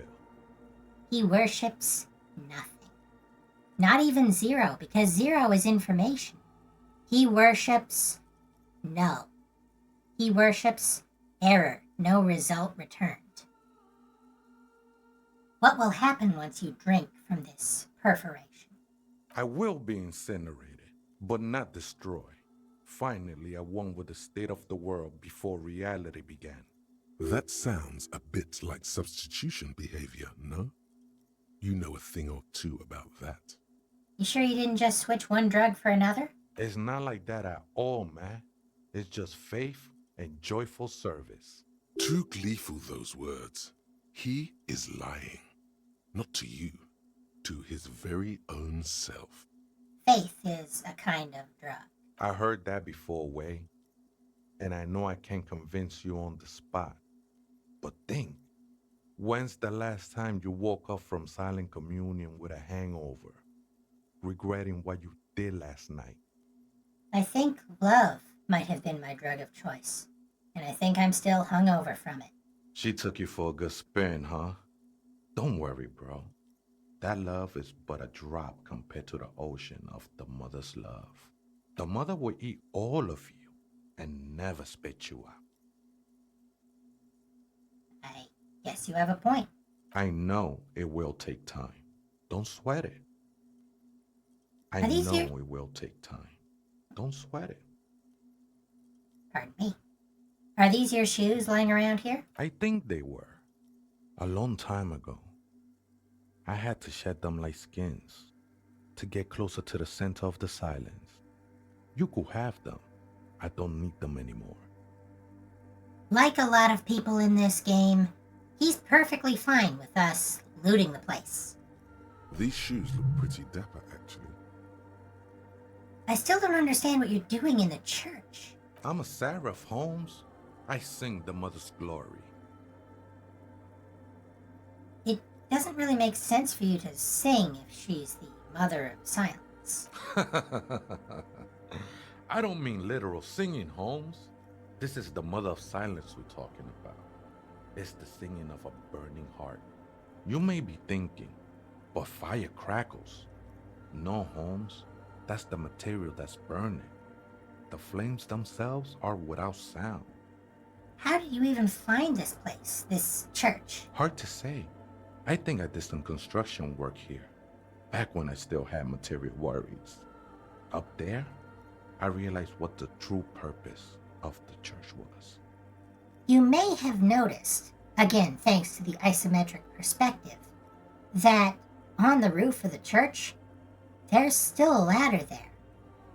The mother of silence, whatever it is not truly blocked by the roofing material. He got too close. Been spending a lot of time here ever since. The past is nothing to me now, Way. It didn't belong to me.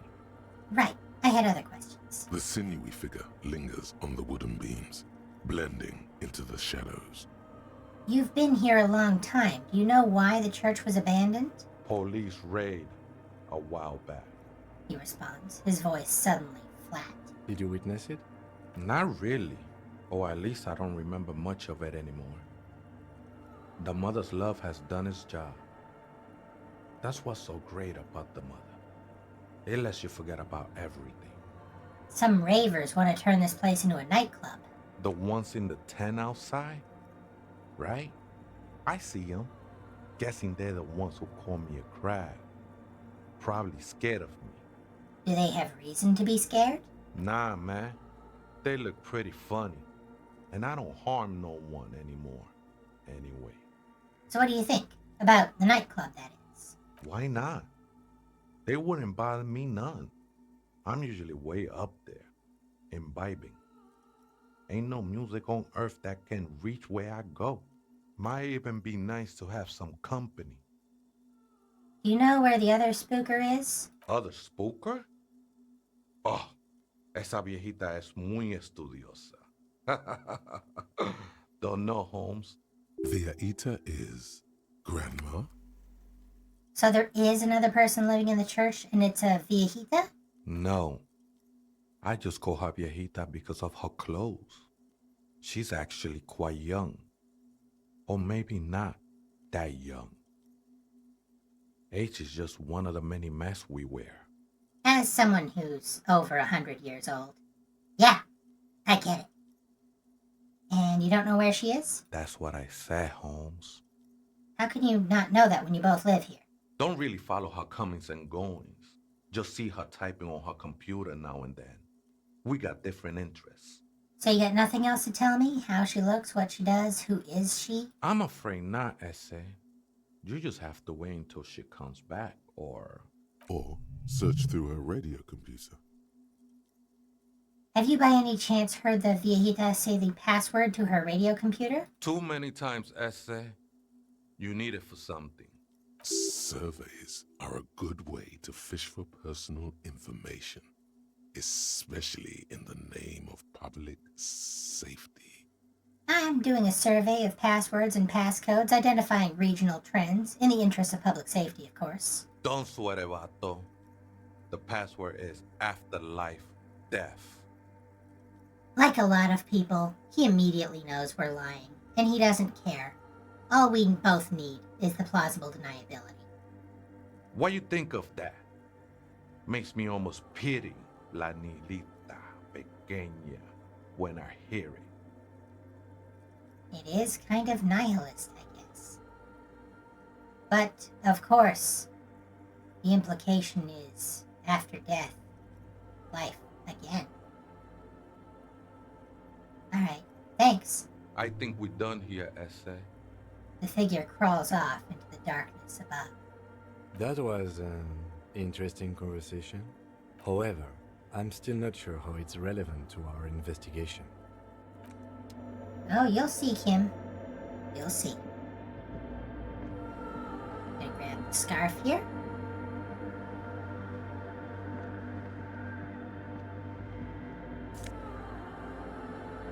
Mesk Banger's silk scarf, which gives us a bonus to pain threshold. Bangers don't cry. This huge red scarf is still dusty from lying in the church. A subtle red-on-red embroidery embellishes it with cocky roosters and mesk floral motifs.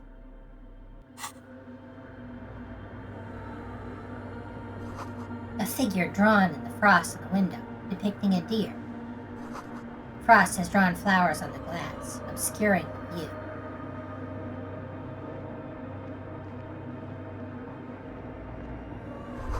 A cracked pane of glass, colorful. It came from the stained glass window. Still has letters on it, too.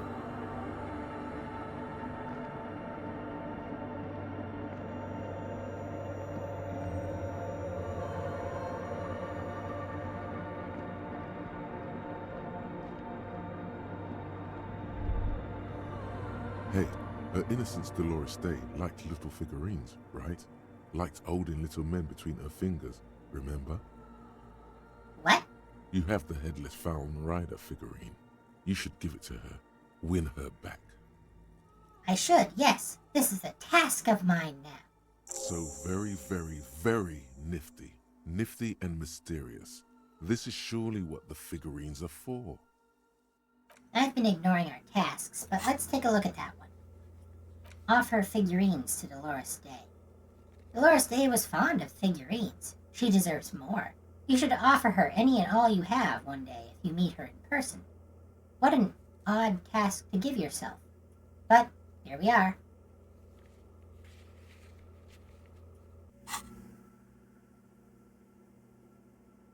The machine's keyboard is still illuminated, revealing fluorescent play and print buttons. Press play again. The speaker comes to life. Static seeps through the machine's planar magnetic driver. An old lady greets you. Her voice sounds 100 years old. Good evening. Votre accident en Saint-Brun. This is the East Insulindian Repeat Station 1. Please repeat. Is this the personal log? Let's try this again. I think I may have the right password for the personal log. Good. Please repeat the password. Afterlife, death. Good. I have unlocked the filament. After ending the call, please press print to access the filament. Votre accident. Is there anything else I can do for you today? Thanks, but I'm finished with this call. Sleep well, votre accident. The machine's keyboard is still illuminated.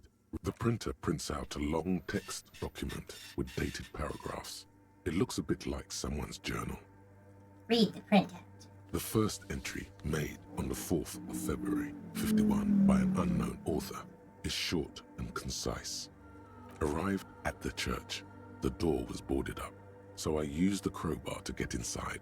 Looks like the place has been deserted. Nothing out of the ordinary, but I'll ask around. Need to figure out how to get the electricity in. So the viejita from the game company showed up on the 4th of February, a little over a month ago. The lieutenant leans closer, scouring the printout over your shoulder. Just as you finish reading, he looks up, muttering under his breath. 4th of February. That's over a month ago. Whoever set up those machines has been here for quite a while. You think this log might be connected to the case? Our case? No, I don't think so. It must be some local eccentric. Read the second entry. 6th of February, 51. Had a little chat with the local fishermen. Said I shouldn't go near that place, that the church was spooky and ridden with narcotics. It's a little spooky, all right. Still haven't figured out the electricity. I find it interesting that they consider the place to be ridden with narcotics, as though narcotics are a naturally occurring hazard, like mold. Read the third entry. 7th of February, 51. Finally got the electricity in. Next on the agenda, a new antenna. I'm thinking Esca, something advanced. Why would she need an antenna? Why would anyone need any of this equipment here? He steps on a wire running on the ground, inspecting it with his boot. For setting up her radio computer.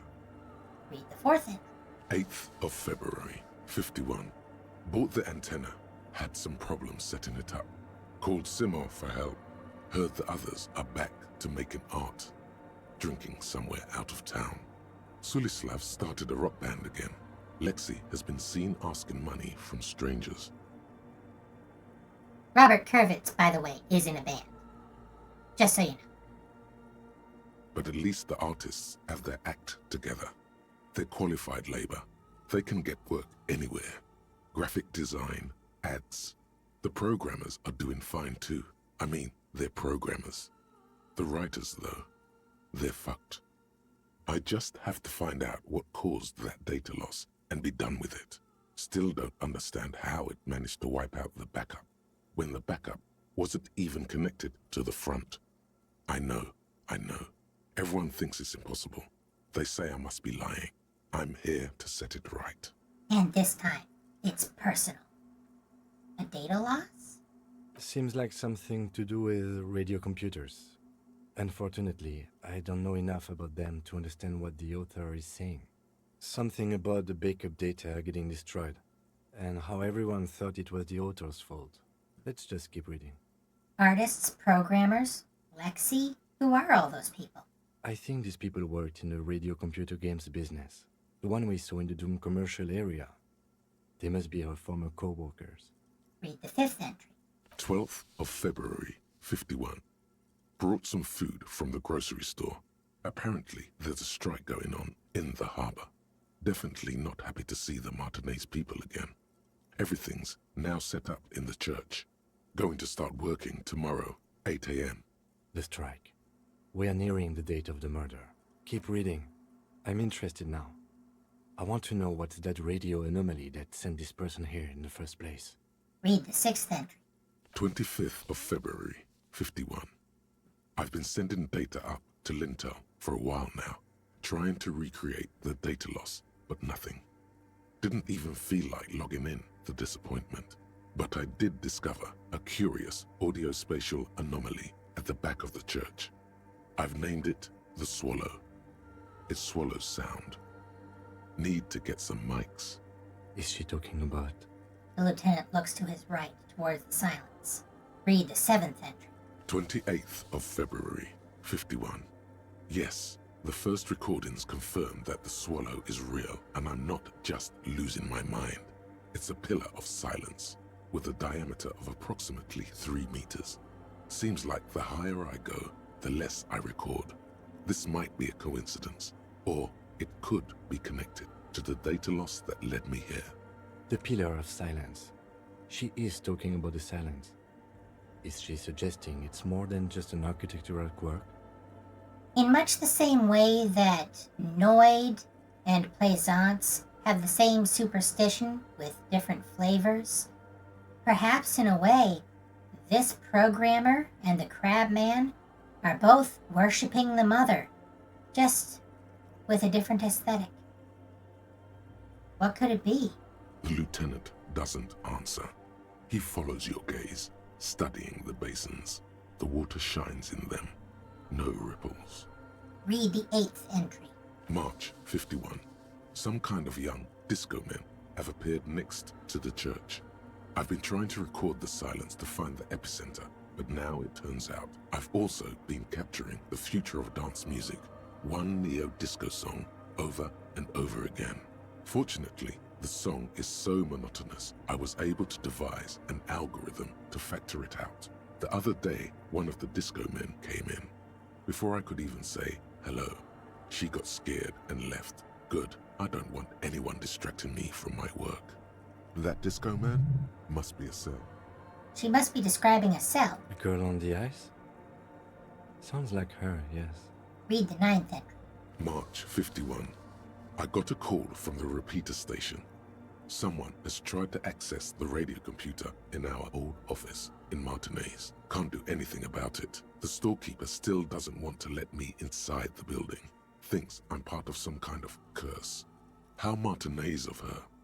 That's me. I was the one who broke into that radio computer.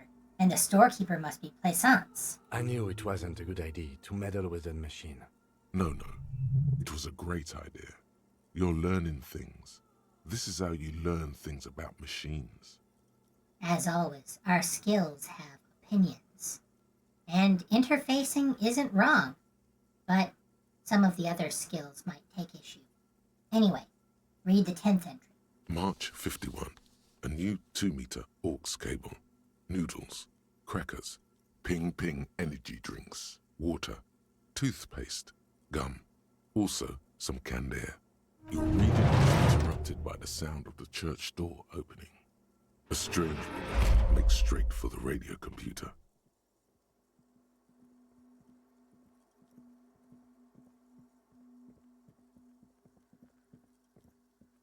Hi.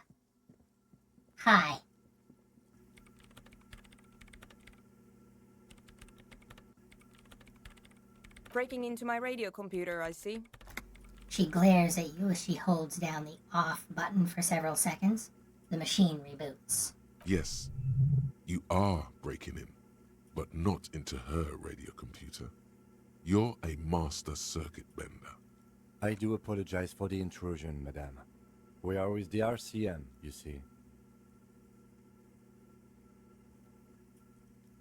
So we could say, I can assure you, I'm an expert circuit bender. I'm not breaking into your computer. I'm using it to access Coalition military data links. I think she's going to see through that lie. We're here on a side case representing certain music venue organizers. Or, we're not breaking in. I'm pursuing a mysterious lead, searching for my lost identity. Let's be honest. I mean, none of these are going to endear us to her, but whatever. Well, you won't find any music venue organizers here. She barely looks up from the keyboard. You hear the machine whir back to life. It's just me and my computer, and it has been this way for weeks. Now please give me some room. I need 2 seconds to see that you haven't destroyed anything.